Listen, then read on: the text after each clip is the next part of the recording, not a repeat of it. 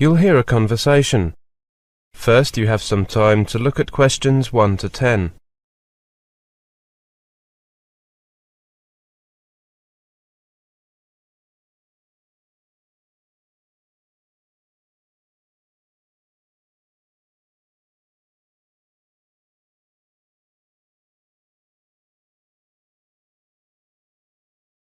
Now listen carefully and answer questions 1 to 10.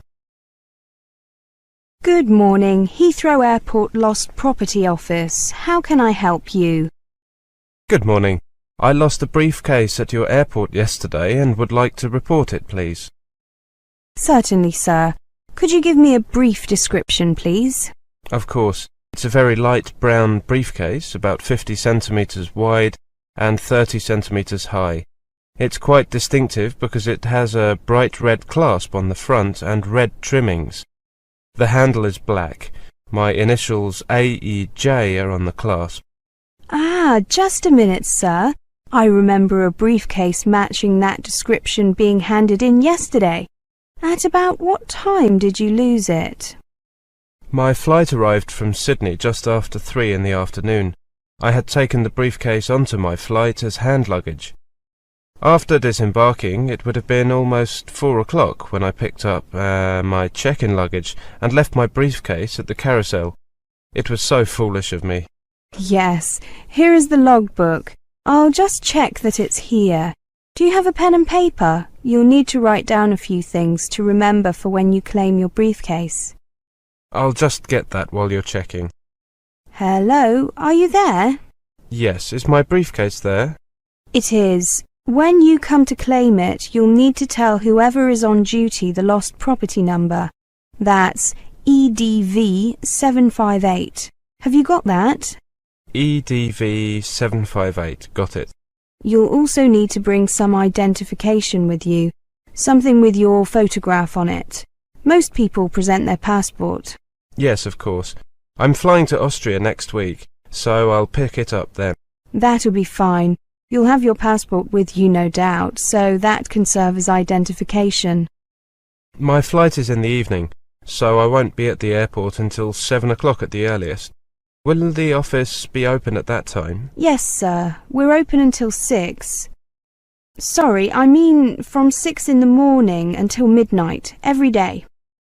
Great. I just need to know where your office is. It's in the main concourse of Terminal 1 at the airport.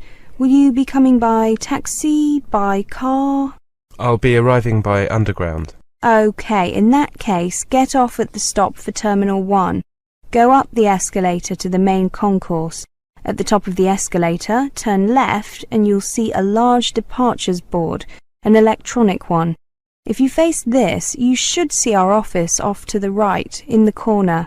It's clearly signposted. Up the escalator, turn left.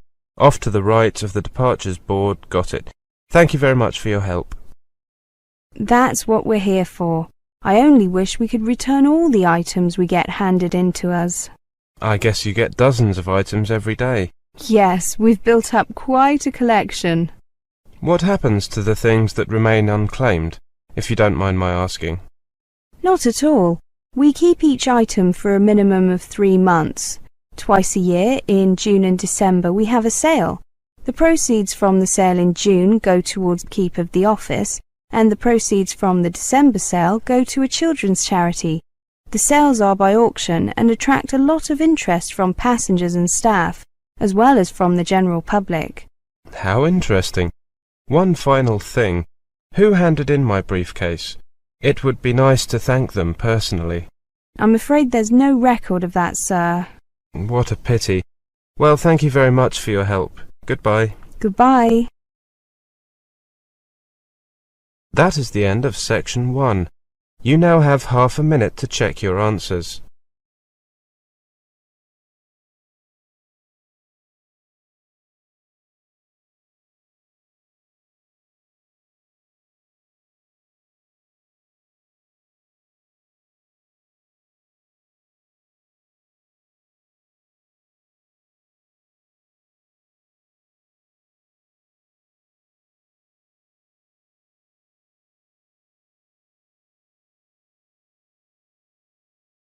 Now turn to Section 2. Section 2. You will hear a lecture. First, you have some time to look at questions 11 to 20.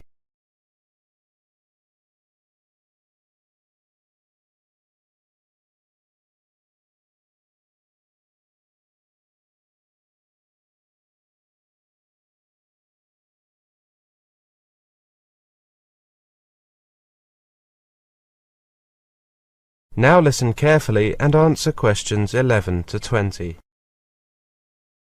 Good afternoon, everybody. My name's Sophie West, and I'm here to give you some information and answer your questions about money when you're studying abroad.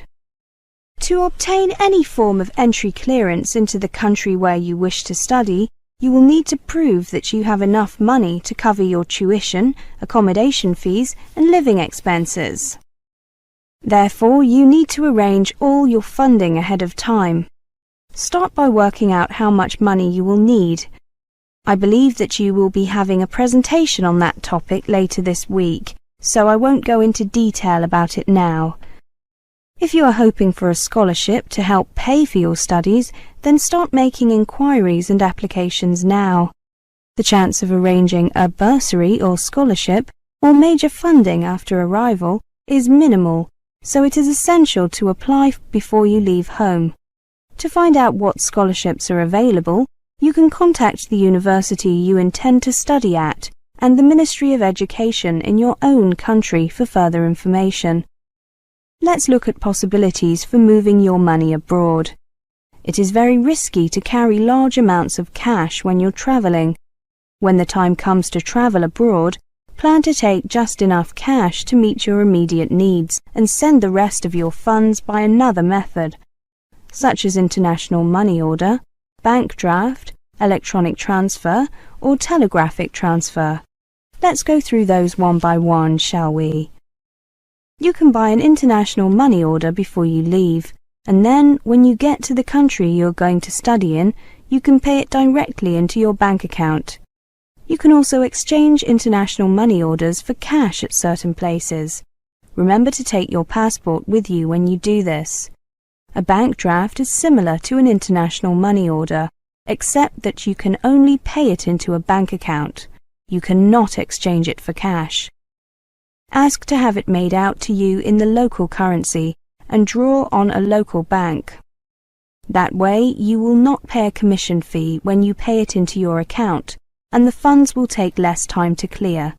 That is, to move through the system and into your account. An electronic transfer is when your bank in your home country transfers funds from your home account directly to your account abroad. This is often the easiest way to transfer money, but it cannot be arranged until you have opened a bank account abroad. Telegraphic transfer is the fastest way to send money overseas, but it is also the most expensive. As with an electronic transfer, you can only arrange a telegraphic transfer after you have opened your bank account abroad. It cannot be arranged in advance. Most English-speaking countries place no limit to the amount of money you can bring into the country, but your government may control the flow of money in and out of your own country. In that case, you'll need to find out as soon as possible how to get permission to transfer money, whether there is a limit to how much you can transfer, and what regulations you must comply with. For further information, contact your local bank for advice on how to transfer your funds abroad. When you first go abroad, you will have lots of things to do, and it may be a few days before you are able to approach a bank and open a bank account. And once you do, it may take a while for your transferred funds to clear through the banking system. So altogether, it could be anywhere from 1 to 3 weeks before you have access to the funds you transfer. Obviously, you will need some other sources of money in the meantime. The possibilities include cash, traveller's checks and credit cards. Let's take a look at each of them. As I mentioned earlier, you should not carry large amounts of cash, but do bring a certain amount to cover the costs of your first few days or so. Cash is very useful for covering small purchases, such as drinks and snacks. If any of your dependents are travelling with you, you will obviously need to bring more cash. Most international airports have 24-hour bank or bureau de change where you can change overseas currency or traveller's checks no matter what time you arrive. However, bear in mind that the exchange rates at these bureaux de change are not very good. Keep this in mind when planning your cash needs. You can also exchange money at banks. In English-speaking countries, most are open from 9 a.m. to 5 p.m. Monday to Friday and on Saturday mornings. If you arrive outside those hours, plan to either exchange your money at the airport or seaport or bring enough cash to cover your needs until the banks open. Traveller's checks are much safer than carrying cash, as they are insured against loss or theft. They can be cashed at banks and bureaux de change, and traveller's checks made out in their local currency can also be used like cash in many shops and restaurants. But check with the staff in each case to be sure to avoid embarrassment. Credit cards are widely accepted as payment in English-speaking countries, and you can also use them to get cash from the machines at banks. However, check with your bank at home to find out how much commission you will be charged if you use your home credit card abroad. It could be quite substantial. Now, let's take a look at. That is the end of Sec 2. You now have half a minute to check your answers.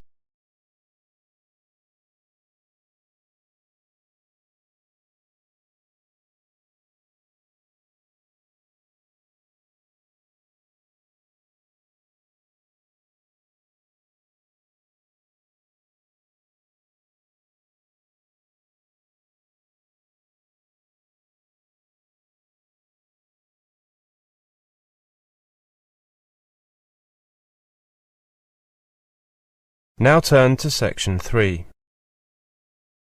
Section 3. You will hear a talk between a tutor and a student. First, you have some time to look at questions 21 to 30.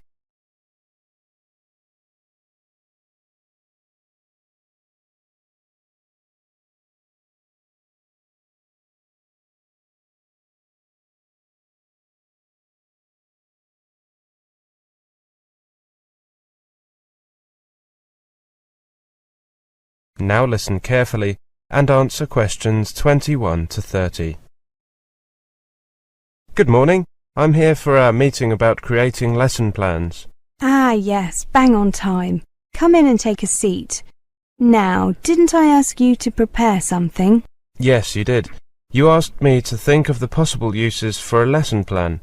Here's what I came up with. First, it helps the teacher with the pace timing of a class.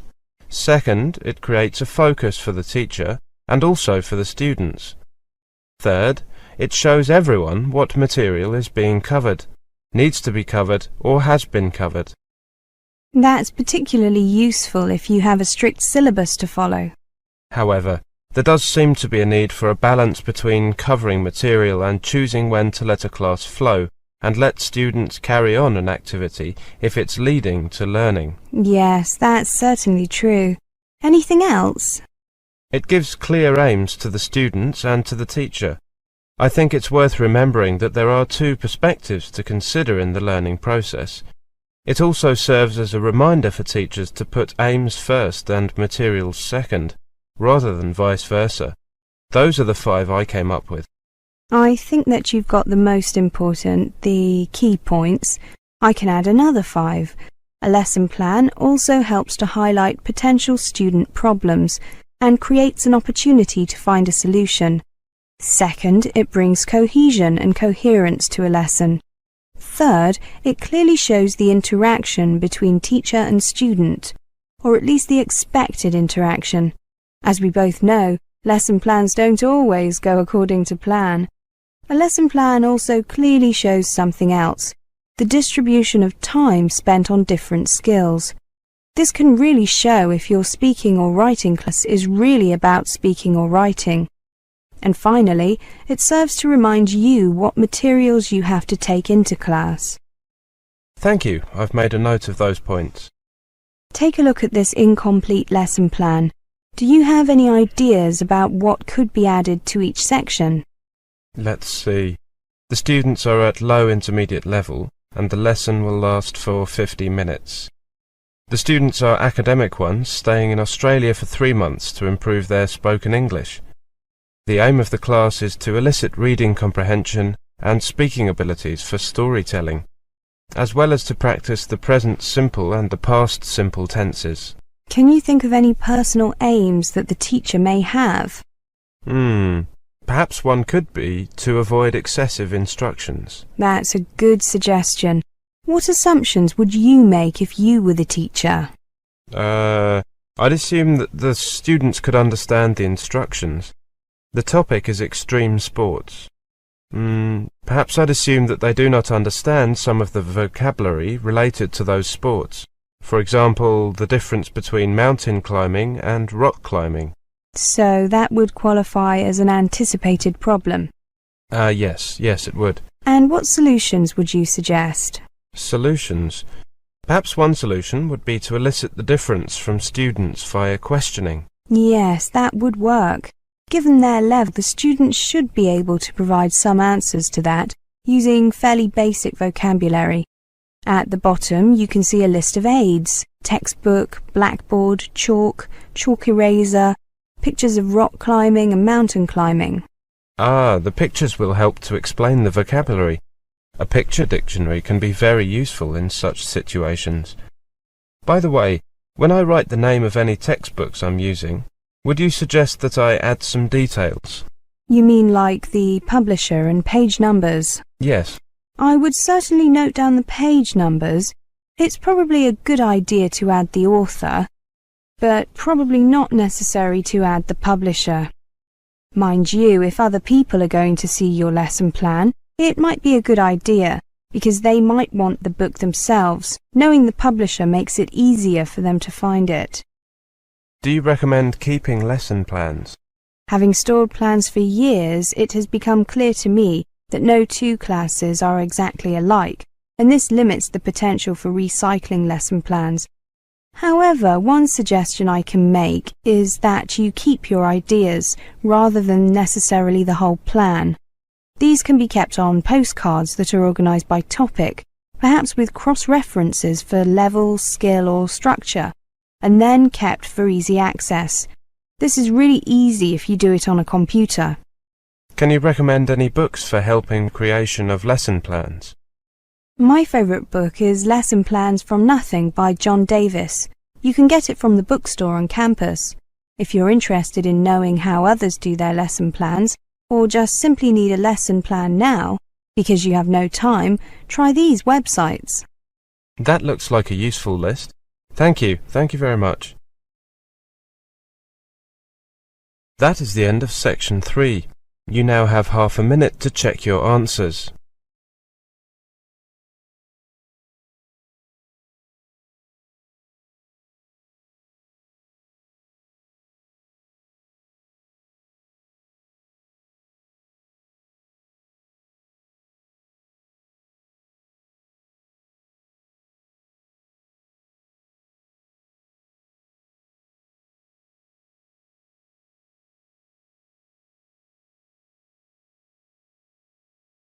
Now turn to section 4. Section 4. You will hear a lecture. First you have some time to look at questions 31 to 40.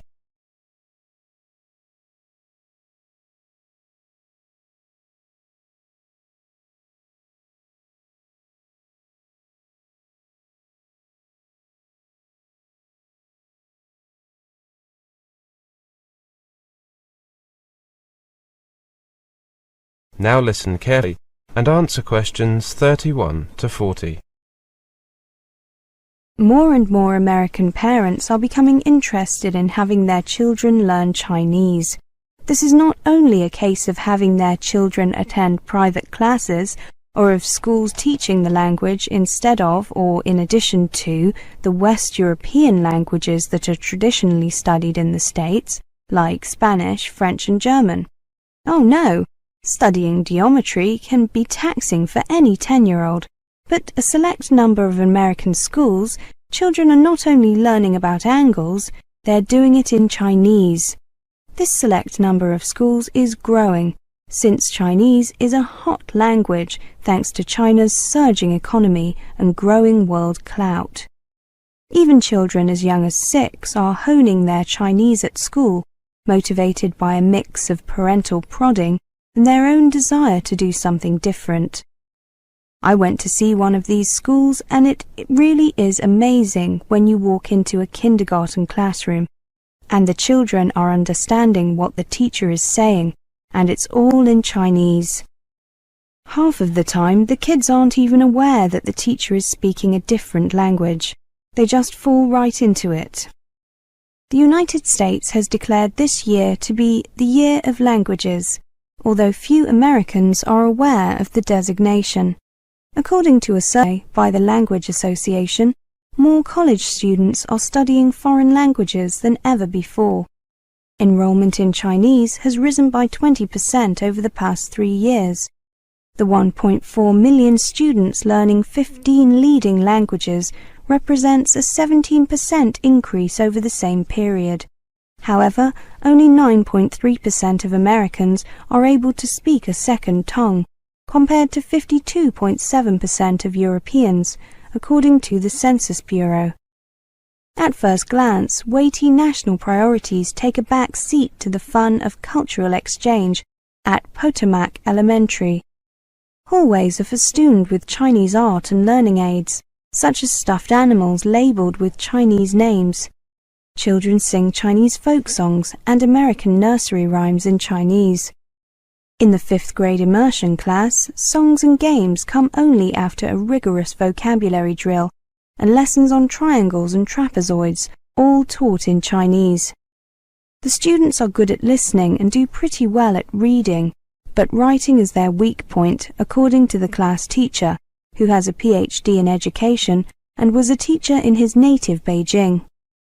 I asked 2 of the children, a boy and a girl, about their experiences of learning Chinese. The boy said that mastering Chinese characters was tough.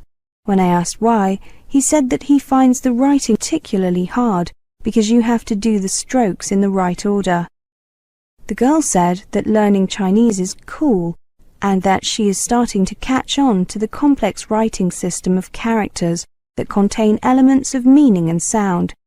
She pointed out that it is quite different to English because there's nothing like letters to refer to. However, she noted that she can remember how to write Coca-Cola in Chinese because it has a lot of little boxes that refer to a mouth. This visual aspect of Chinese characters and how it influences children when they are learning the language is a theme I'll return to later.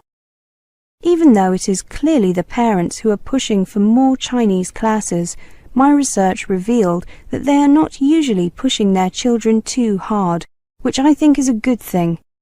Parents of the kids say they are loath to plan careers for 10-year-olds.